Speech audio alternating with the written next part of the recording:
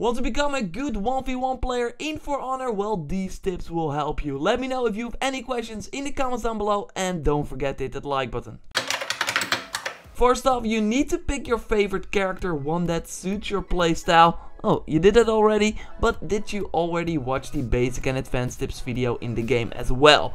If not, be sure to do that to know what your character excels at and what you have to do. This doesn't mean that you can immediately do that, so that's why it's great to go to the how to play option in the menu and then choose duel practice. A level 0 bot doesn't fight back, while if you go for a level 1 bot, you're up against an aggressive raider that doesn't hesitate to attack you. First go for the level 0 bot and open the move list and try them one by one multiple times. You think you got it? Go for the raider level 1 bot and see if you can also perform under pressure.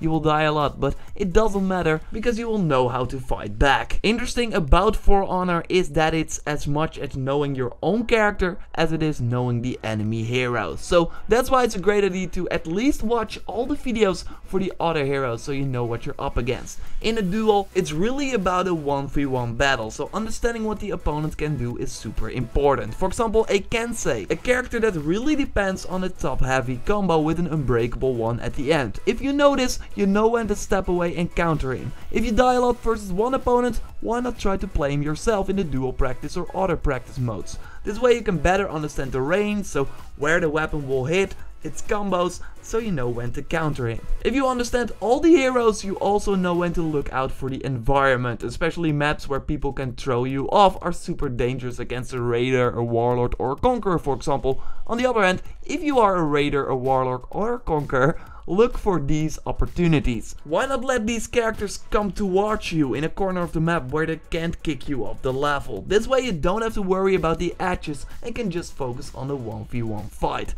Tight spaces are also something you have to watch out for, especially against the raider and probably the Lawbringer.